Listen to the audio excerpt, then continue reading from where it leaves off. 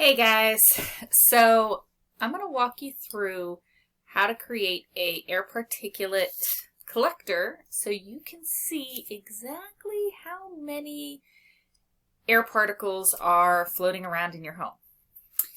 You're going to want some index cards, you're going to want a hole punch, some regular tape. So real simple, you basically just want to hole punch your index card. You can do 2 hole punches that are fairly close to each other, just not overlapping. This gives you a little bit of a better chance of getting some good data. Then you take your tape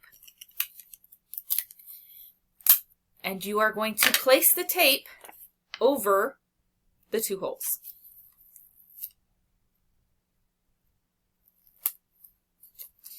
Now, you have sticky, clear holes in your piece of index card. This you are going to then place in somewhere in your house. Now, I'm going to suggest doing 3 and pick the 3 places that you feel like get the dustiest, that are just, they collect.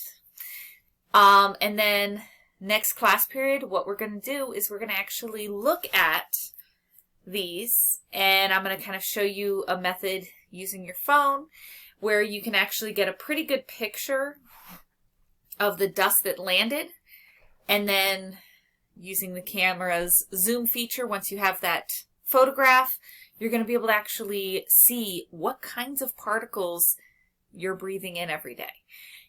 Also, next class period, I am going to walk us through the ozone measurement one, but that's one I want to do live because it requires heat and I just don't feel comfortable having you guys do that fully independently.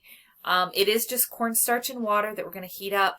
And then add some iodine to it and basically dip or paint onto a coffee filter. But I want to be there to troubleshoot in case anybody has some difficulties.